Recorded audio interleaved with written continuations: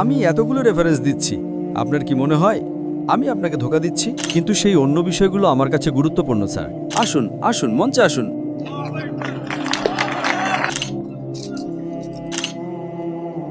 আপনি এখান থেকেও বলতে পারেন।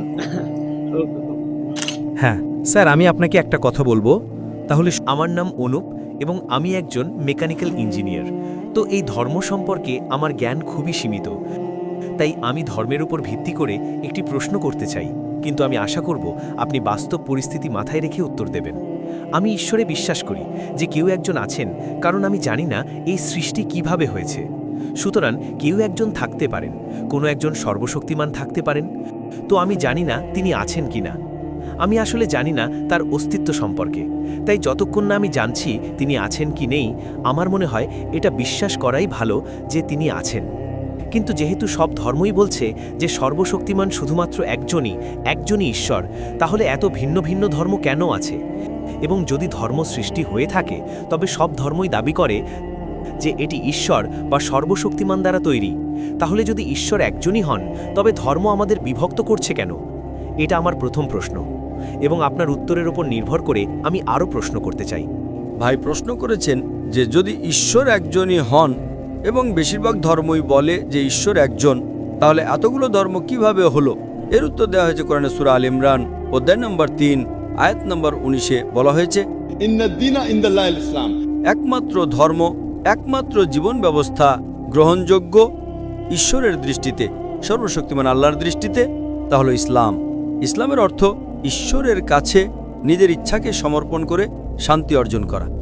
এখন সর্বশক্তিমান ঈশ্বর বহু আসমানি কিতাব পাঠিয়েছেন, বহু রাসূল পাঠিয়েছেন, কিন্তু সময়ের সাথে এই বার্তাগুলো বিকৃত হয়ে গেছে, সেগুলো পরিবর্তিত হয়ে গেছে।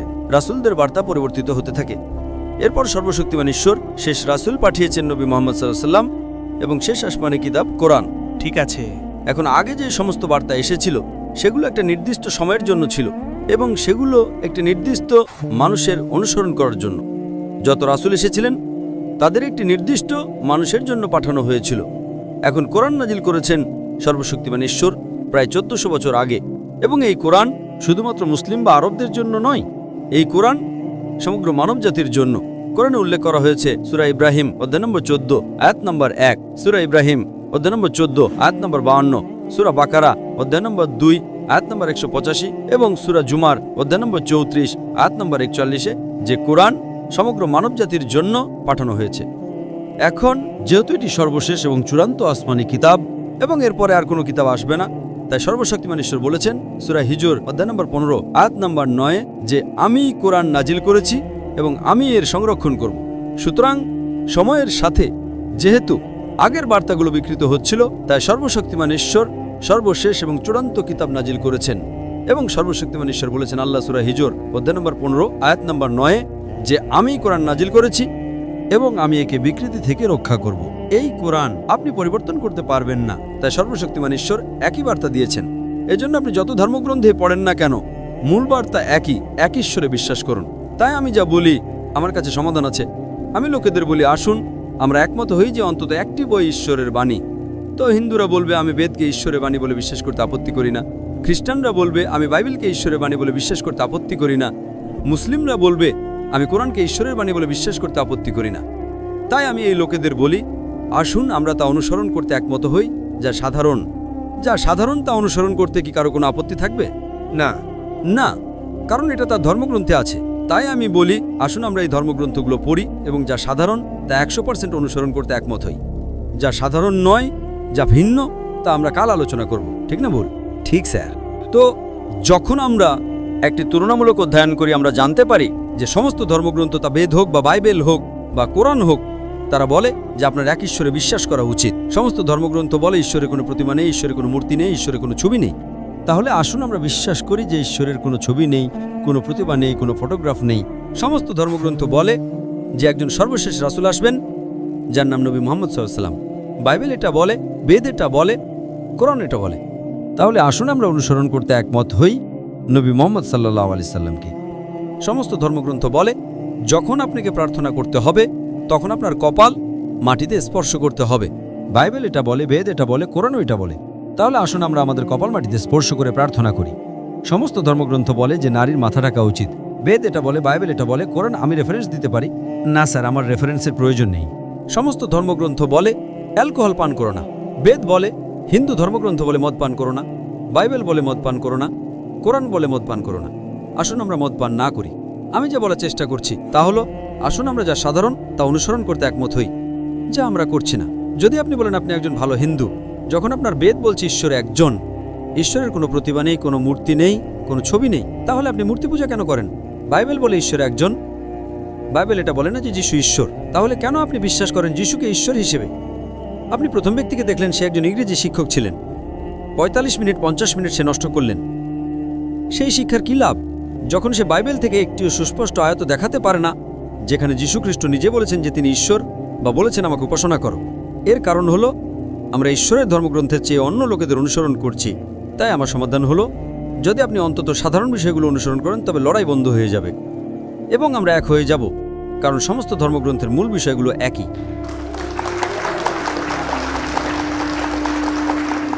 আমি জাস্ট কয়েকটা বিষয় উল্লেখ করতে চাই স্যার। অবশ্যই আমি একজন মেকানিক্যাল ইঞ্জিনিয়ার এবং এখানে অনেক কর্মজীবী বা ছাত্রছাত্রী আছেন, তাই আমাদের পক্ষে সব ধর্মীয় বই পড়া সম্ভব নয়। সত্যি কথা বলতে স্যার, আমি সত্যি বলতে কোনো ধরনের ধর্মীয় বই কখনো পড়িনি। তো আমি শুধু একটা কথা বলতে চাই যে মানুষ, শুধু আপনি নন, সারা পৃথিবীতে অনেক ধর্মের অনেক উচ্চ প্রতিষ্ঠান আছে। তাহলে আপনারা সব ধর্মের বই মিশিয়ে মানবতার একটি বই তৈরি করেন না কেন? এবং সমস্ত ভালো জিনিস তাতে রাখুন এবং বলুন। আমি বলছি না যে ইসলাম বা হিন্দুত্ব বা খ্রিস্টান ধর্ম বা অন্য কিছু খারাপ বা ভালো। আমি এ ব্যাপারে কিছুই জানি না, কারণ আমার ধর্ম বিষয়ে কোনো জ্ঞান নেই। ভাই, আপনি খুব ভালো একটা প্রশ্ন করেছেন এবং আমি উত্তরও দিয়েছি। আপনি বলছেন আসুন আমরা সব ভালো জিনিস রাখি, কোনটা ভালো কোনটা খারাপ তাকে ঠিক করবে। আমি যে বলার চেষ্টা করছি তা হলো, আসুন আমরা যা সাধারণতা অনুসরণ করি, যা আপনার প্রস্তাবের চেয়েও সহজ। আমার সমাধান বেশি বাস্তবমুখী আপনার সমাধানের চেয়ে। আসুন আমরা ভালো জিনিসগুলো বেছে নিই। এখন আপনি কিভাবে জানবেন কোরআনে কি ভালো আর কি মন্দ? ঠিক আছে, আমি দুঃখিত, সাধারণ জিনিস আমি বলছি তাকে। আমি তো আপনাকে এটাই বলেছি। ঠিক আছে। তাহলে আপনি অন্তত সেটা অনুসরণ করেন না কেন? অন্যদের কথা বাদ দিন। হ্যাঁ স্যার। আমি তো সবার পেছনে বন্দুক নিয়ে যেতে পারি না, তাই না? জি স্যার। আমি আপনাকে জিজ্ঞেস করছি, আপনি কি এখন থেকে যা সাধারণ সেটা অনুসরণ করবেন আজ থেকে? আপনি কি এক ঈশ্বরে বিশ্বাস করেন? আমার প্রথমে জানতে হবে সাধারণ কি, কারণ আমি পড়ি না। আমি আপনাকে বলছি ঈশ্বর একজন, এই বিষয়টি হিন্দু বইয়ে, বাইবেলে এবং কোরআনে সাধারণ। হ্যাঁ। আমি আপনাকে রেফারেন্স দিচ্ছি। ও হ্যাঁ। বুক অব ডিউটেরোনমি অধ্যায় 5 পদ 7 থেকে 9, এটা বাইবেলে আছে। আপনি যদি উপনিষদ অধ্যায় 6 অনুচ্ছেদ 2 পদ 1 পড়েন, একম এবিদিত্যম, ঈশ্বর কেবল একজনই, তার কোনো দ্বিতীয় নেই। সেতার উপনিষদ অধ্যায় 4 পদ 19 উল্লেখ আছে নাতস্য প্রতিমাস্তি। সেই ঈশ্বরে কোনো প্রতিমা নেই। প্রতিমা একটা সংস্কৃত শব্দ যার অর্থ ছবি বা মূর্তি। সর্বশক্তিমান ঈশ্বরের কোনো প্রতিমা নেই, ছবি নেই, চিত্রকর্ম নেই, প্রতিকৃতি নেই, মূর্তি নেই। কোরআন সূরা ইখলাস অধ্যায় 112 আয়াত 1 থেকে 4 বলা হয়েছে, কুল ওয়াল্লাহু আহাদ আল্লাহুস সামাদ লাম ইয়ালিদ ওয়া লাম ইউলাদ। বলুন তিনি আল্লাহ, তিনি চিরন্তন, স্বয়ং সম্পূর্ণ। তিনি কাউকে জন্ম দেননি এবং তাকেও জন্ম দেওয়া হয়নি এবং তার সমতুল্য কিছুই নেই। আমি আপনাকে জিজ্ঞেস করছি, আপনি কি আজ বিশ্বাস করেন যে ঈশ্বর একজন? পুরো বিশ্বের কথা ভুলে যান। হ্যাঁ, আমি বিশ্বাস করি। ঠিক আছে, বেশ। সমস্ত ধর্মগ্রন্থ বলে যে নবী মুহাম্মদ সাল্লাল্লাহু আলাইহি ওয়াসাল্লাম হলেন শেষ এবং চূড়ান্ত রাসূল।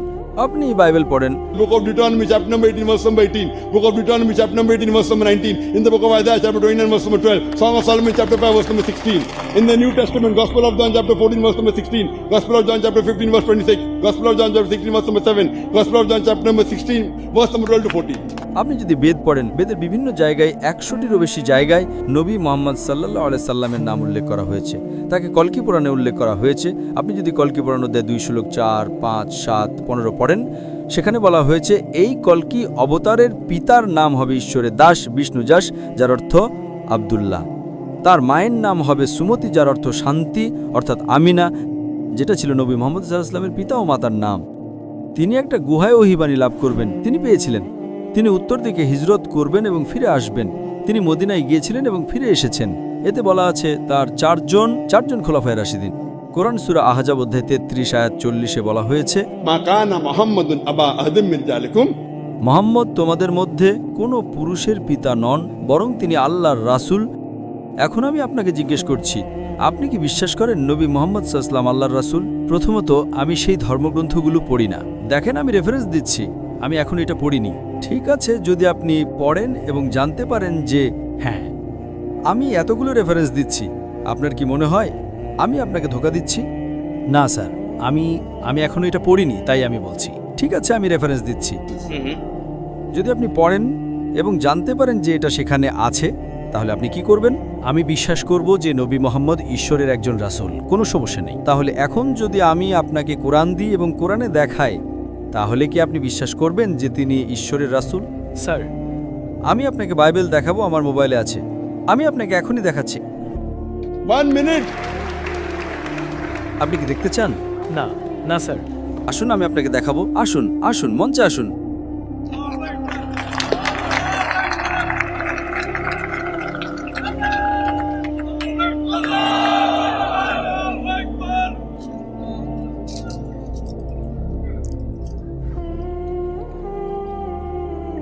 মোহাম্মদ তোমাদের মধ্যে কোনো পুরুষের পিতা নন, বরং তিনি আল্লাহর রাসূল। বাইবেলে বুক অব ডিটোরনমি অধ্যায় 18 আয়াত 18। এছাড়াও উল্লেখ আছে গসপেল অফ জন অধ্যায় 16 শ্লোক 12 থেকে 14। আমার তোমাদের অনেক কিছু বলার আছে, কিন্তু তোমরা এখন তা সহ্য করতে পারবে না। যখন সেই সত্যের আত্মা আসবেন, তিনি তোমাদের মহিমান্বিত করবেন। এছাড়াও কলকি পরনে শ্লোক নম্বর 5, 7, 11 এবং 15 যে এই নবীজি নিয়ে আসবেন, তার পিতার নাম হবে বিষ্ণুযাস। এখন কি আপনি বিশ্বাস করেন? হ্যাঁ স্যার। আমি বিশ্বাস করি। বিশ্বাস করেন? মাশাআল্লাহ। আমি আমার জায়গায় গিয়ে, আপনি এখান থেকেও বলতে পারেন। আচ্ছা, আপনি ওখানে গিয়ে বলতে চান, ঠিক আছে, ওখানে গিয়ে বলেন, কোনো সমস্যা নেই। তিনি ওখান থেকে বলতে চান। তাহলে এখন যদি আপনি বিশ্বাস করেন যে ঈশ্বর একজন, এবং যদি আপনি বিশ্বাস করেন নবী মোহাম্মদ ঈশ্বরের রাসূল, ভাই, এই দুটো, তাহলে এখন কি আপনি বিশ্বাস করেন যে ঈশ্বর একজন? আমি সবসময় বিশ্বাস করি যে ঈশ্বর কেবল একজনই। এবং আপনি কি বিশ্বাস করেন নবী মোহাম্মদ আল্লাহর রাসূল? হ্যাঁ স্যার। ভাই, এই দুটো, ভাই, একজন মুসলিম হওয়ার জন্য ন্যূনতম দুটি প্রয়োজনীয় বিষয়। এখন মুসলিম মানে আবার কি? একজন ব্যক্তি যে তার ইচ্ছাকে ঈশ্বরের কাছে সমর্পণ করে। আপনি বলতে পারেন আপনি আপনার ইচ্ছাকে ঈশ্বরের কাছে সমর্পণ করেন, আরবিতে আমরা বলি মুসলিম, ঠিক? জি স্যার। তো এখন যদি আপনি বিশ্বাস করেন, অন্য জিনিসগুলো পরে আসবে, শত শত জিনিস আছে, কিন্তু এই দুটো হলো ন্যূনতম বিষয় ঈশ্বরের কাছে আপনার ইচ্ছাকে সমর্পণ করার জন্য। তো এই দুটো কথা বললেই আপনি মুসলিম হয়ে যান, এবং পরে ধীরে ধীরে বাকিগুলো আসবে। তাই এই দুটো সাধারণ বিষয় হলো সমস্ত প্রধান ধর্মগ্রন্থের মূল দুটো সাধারণ বিষয়। তাহলে আপনি কি এখন সাদা আরবিতে বলতে চান? না, আমার আরও কয়েকটি প্রশ্ন আছে। না, প্রথমে আমরা, কারণ সময় কম, আমাদের শেষ করতে হবে, পুলিশ বলছে। ঠিক আছে। আসুন সমস্যাটির সমাধান করি। আপনি জানেন কিছু জিনিস বাধ্যতামূলক, কিছু ঐচ্ছিক। তাই পরীক্ষায় আমি বাধ্যতামূলক প্রশ্নের উত্তর আগে দিই। ঐচ্ছিকগুলো না করলেও সমস্যা নেই এই বাধ্যতামূলকগুলোর সাথে। তাই এখন যেহেতু সময় কম, যদি আপনি এই দুটো বিষয়ে একমত হন, তবে সেটাই ন্যূনতম প্রয়োজন। অন্য বিষয়গুলো পরে আসবে, কিন্তু সেই অন্য বিষয়গুলো আমার কাছে গুরুত্বপূর্ণ স্যার। যদিও এটা গুরুত্বপূর্ণ ভাই, উত্তর যাই হোক না কেন, যদি এই দুটো বাধ্যতামূলক হয়। দেখেন, একটা পরীক্ষায় যেমন কিছু বাধ্যতামূলক প্রশ্ন থাকে, কিছু ঐচ্ছিক, তাই না? তাই বাধ্যতামূলকগুলোর উত্তর আপনাকে দিতেই হবে। ঐচ্ছিকগুলো আপনি জানুন বা না জানুন, তাতে কোনো পার্থক্য হয় না, তবু আপনি পরীক্ষায় পাশ করবেন, ঠিক? ঠিক আছে। তো এই দুটো সবচেয়ে গুরুত্বপূর্ণ বিষয়। আপনি যে অন্য বিষয়গুলোর কথা বলছেন, যে ঠিক আছে আমি কি এটা করতে পারি বা ওটা করতে পারি না, আমাকে এভাবে বা ওভাবে করতে হবে, এসব হ্যাঁ বা না সেটা বেশি গুরুত্বপূর্ণ নয়। সবচেয়ে গুরুত্বপূর্ণ হলো এক ঈশ্বরে বিশ্বাস করা এবং নবী মোহাম্মদ সাল্লাল্লাহু আলাইহি ওয়াসাল্লামকে তার রাসূল হিসেবে বিশ্বাস করা। তো আমি শুধু অন্য বিষয়গুলো, যেহেতু এটা কোনো পরীক্ষা নয়, তাই অন্য বিষয়গুলো জানা আমার জন্য গুরুত্বপূর্ণ।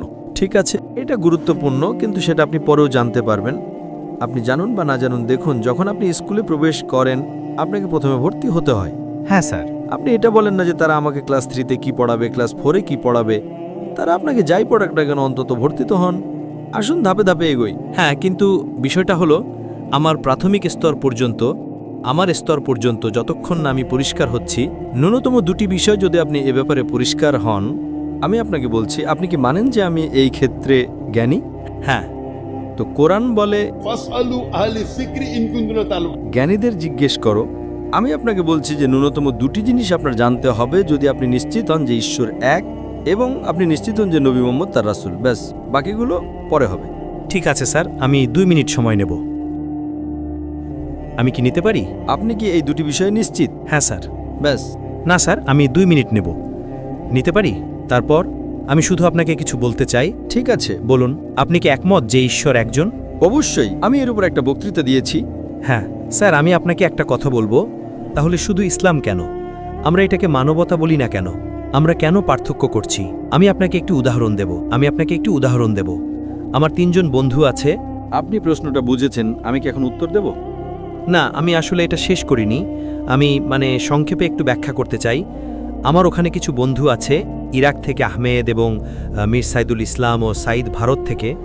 তো আমরা সবসময় এই বিষয়গুলো নিয়ে কথা বলি, এবং যখন আমরা একটি সাধারণ জায়গায় আসি যে আমরা সবাই মানুষ, তখন আমরা এই বিষয়গুলো নিয়ে কথা বলবো না। আমরা কিছু প্রগতিশীল বিষয় নিয়ে কথা বলবো। তারা ইঞ্জিনিয়ার, তারা মেকানিক্যাল ইঞ্জিনিয়ার, কেউ ডাক্তার ইত্যাদি। তাই আমরা ভাবতে পারি মানব জীবনের উন্নতির কথা। আমি জানি না পরকাল বা জান্নাত বা স্বর্গ বা নরক সম্পর্কে, কিন্তু আমি এখানের মানুষের জীবনকে আরও ভালো করার চেষ্টা করব, আরও উন্নত করার চেষ্টা করব। এটাই হবে আমার প্রথম লক্ষ্য। এবং আমরা যদি এই ধরনের ক্ষেত্রে আমাদের শক্তি অপচয় করি, তাহলে আমরা কিভাবে সেই মানুষদের জন্য আমাদের শক্তি উৎসর্গ করতে পারি?